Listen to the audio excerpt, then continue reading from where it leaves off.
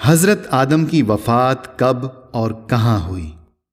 جب حضرت آدم علیہ السلام حابیل کے فراق میں بے قرار رہتے تھے، تب اللہ پاک نے حضرت جبرائیل علیہ السلام کو ان کی تسلی کے لیے بھیجا۔ انہوں نے حضرت آدم علیہ السلام کو بحکم خداوندی بتایا، اللہ ان کو ایک فرزند عنایت کرے گا جس کی نسل سے پیغمبر پیدا ہوں گے۔ حضرت شیس علیہ السلام، چنانچہ حابیل کے مرنے کے 5 سال بعد حضرت آدم کے ہاں فرزند پیدا ہوا جس کا نام شیس رکھا۔ اس کا مطلب ہے اللہ کا دیا ہوا تحفہ۔ یہ نام رکھنے کی وجہ یہ ہے کہ حابیل کے مرنے کے 5 سال بعد اللہ پاک نے ان کو شیس عطا فرمایا۔ جب حضرت آدم علیہ السلام کی وفات کا وقت قریب آیا تو انہوں نے اپنے بیٹوں سے فرمایا کہ بیٹوں، میرا جنت کے پھل کھانے کا جی چاہ رہا ہے۔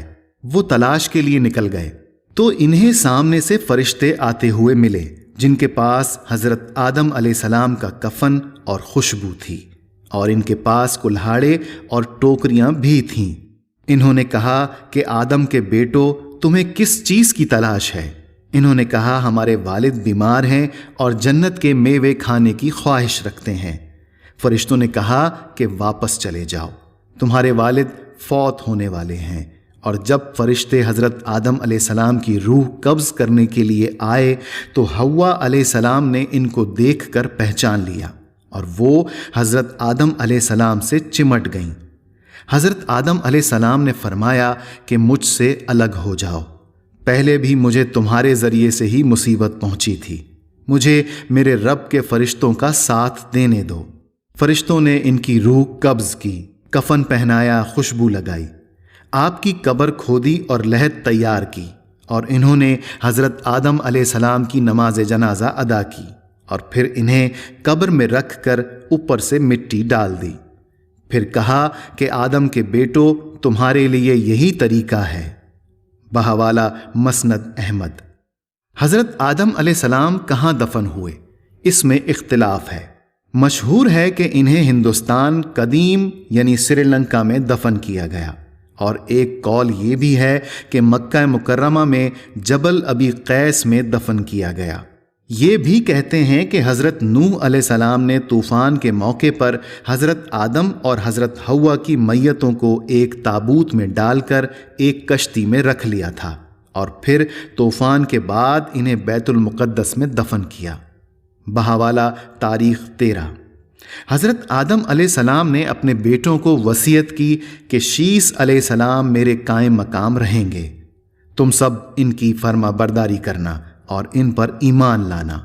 سب نے اقرار کیا، اور پھر حضرت آدم علیہ السلام کی وفات کے بعد حضرت شیس علیہ السلام نے ان کے کام یعنی رشد و ہدایت اور تبلیغ کی ذمہ داری اٹھائی۔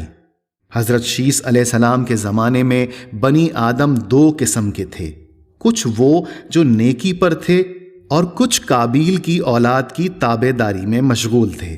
حضرت شیس علیہ السلام کی نصیحت سے کچھ راہ راست پر آئے اور بعض نافرمانی پر قائم رہے۔ حضرت شیس علیہ السلام کی نصیحتوں میں سے کچھ تو یہ ہیں کہ مومن حقیقی وہ ہے جس میں یہ خصلتیں ہوں: خدا کو پہچاننا، نیک و بد کو جاننا، بادشاہ وقت کا حکم بجا لانا، ماں باپ کا حق پہچاننا اور ان کی خدمت کرنا، صلہ رحمی کرنا، غصے کو حد سے نہ بڑھانا، محتاجوں اور مسکینوں کو صدقہ دینا، رحم کرنا، گناہوں سے پرہیز کرنا اور مصیبتوں میں صبر اور شکر الہی کرنا۔ حضرت شیس علیہ السلام کی وفات کا وقت آیا تو انہوں نے اپنے بیٹے انوش کے حق میں وصیت کی، چنانچہ انہوں نے منصب سنبھالا۔ ان کے بیٹے کینن اور پھر ان کے بیٹے ملائل نے یہ منصب سنبھالا۔ ان کے بارے میں اہل فارس کا کہنا ہے کہ وہ ہفتے اقلیم کے بادشاہ تھے۔ سب سے پہلے انہوں نے درخت کاٹے، شہر بسائے اور بڑے بڑے قلعے تعمیر کیے۔ وہ کہتے ہیں کہ بابل اور سوس ایران کے شہر انہوں نے تیار کیے۔ ان کی وفات پر ان کے بیٹے پرت نے ان کا منصب سنبھالا، اور انہوں نے اپنے بیٹے خنوک کے حق میں وصیت کی۔ اور ایک مشہور قول کے مطابق ان کو ہی حضرت ادریس علیہ السلام کہا جاتا ہے۔ حضرت شیس علیہ السلام حضرت آدم علیہ السلام کے فرزند ہیں۔ حضرت آدم کی عمر 130 برس تھی جب یہ پیدا ہوئے۔ حابیل کے قتل کے 5 برس بعد ان کی پیدائش ہوئی۔ کیونکہ ان کی پیدائش حابیل کے قتل کے بعد ہوئی، اس لیے حضرت آدم نے ان کو عطیہ خداوندی سمجھا اور ان کی صفات حسنہ کی وجہ سے ان سے بہت خوش رہے۔ تمام بنی آدم ان کی ہی اولاد ہیں، کیونکہ حضرت آدم علیہ السلام کی دوسری اولاد کا سلسلہ آگے نہ چل سکا۔ قرآن پاک میں ان کا ذکر نہیں ہے۔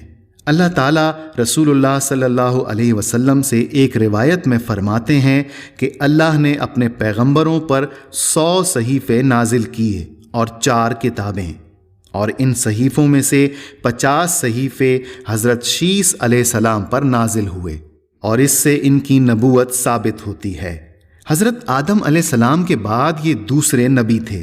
جب حضرت آدم کی وفات کا وقت قریب آیا تو انہوں نے حضرت شیس علیہ السلام کو اپنا جانشین بنایا۔ دن اور رات کو ساعتوں میں تقسیم کیا اور ہر ساعت کی عبادت کی ان کو تعلیم دی، اور ان کو طوفان نوح سے بھی آگاہ کیا۔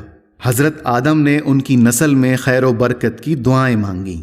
ہمارے پیارے نبی حضرت محمد صلی اللہ علیہ وسلم حضرت شیس علیہ السلام کی اولاد میں سے ہیں۔ حضرت شیس علیہ السلام سیرت و صورت میں حضرت آدم کے مشابہ تھے اور تمام اولاد سے زیادہ محبوب تھے۔ حضرت آدم علیہ السلام نے حضرت شیس علیہ السلام سے فرمایا کہ طوفان نوح کے زمانے کو پاؤ تو میری ہڈیوں کو کشتی میں رکھنا تاکہ وہ غرق ہونے سے محفوظ رہیں، یا اپنی اولاد کو یہ نصیحت کرنا۔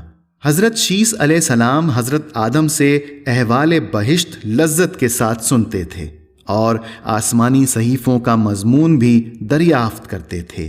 اس لیے حضرت آدم علیہ السلام نے تجرد اور خلق سے ان کو حق سے خلیفہ کیا تھا، اور لوگوں سے تنہا ہو کر دنیا کی لذتیں چھوڑ کر اکثر اوقات وظائف اور اطاعت میں مشغول رہتے تھے، اور نفس کی ریاضت اور تہذیب و اخلاق ہمیشہ ان کے مد نظر رہتا تھا۔ حضرت آدم نے نصیحت کی کہ اے میرے بیٹے، جب بھی اللہ کی عبادت کرو تو اس وقت حضرت محمد صلی اللہ علیہ وسلم کا نام ضرور لو، کیونکہ میں نے عرش پر ان کا نام لکھا دیکھا ہے جب میں روح اور مٹی کی درمیانی حالت میں تھا۔ پھر میں نے تمام آسمانوں کا چکر لگایا تو میں نے اس ہستی کی شان محبوبیت کا بارگاہ رب العزت میں یہ عالم دیکھا کہ آپ کا نام پاک محمد اللہ کو اتنا پیارا ہے کہ میں نے آسمانوں میں سے کوئی جگہ ایسی نہیں دیکھی جہاں حضرت محمد صلی اللہ علیہ وسلم کا نام نہ لکھا ہو۔ میرے رب نے مجھے جنت میں رکھا تو میں نے جنت میں کوئی محل، کوئی بالا خانہ، کوئی دریچہ ایسا نہ دیکھا کہ جس پر اسم محمد تحریر نہ ہو۔ اے میرے بیٹے، میں نے یہ نام فرشتوں کی آنکھوں کی پتلیوں میں، شجر توبہ کے پتوں اور سدرۃ المنتہا پر لکھا دیکھا ہے۔ تم بھی کثرت کے ساتھ ان کا ذکر کیا کرو، کیونکہ فرشتے بھی ان کا ہر وقت ذکر کرتے ہیں۔ حضرت شیس علیہ السلام کے بعد ان کی آل سے حضرت ادریس علیہ السلام نبوت سے سرفراز ہوئے۔ حضرت شیس کا مزار 3 جگہ موجود ہے۔ ان تینوں میں سے وہ کس جگہ مدفون ہیں یہ اللہ تعالیٰ ہی بہتر جانتا ہے۔ ایک مزار غزہ شام میں، دوسرا عراق کے شہر موصل میں، اور تیسرا ایودھیا میں واقع ہے۔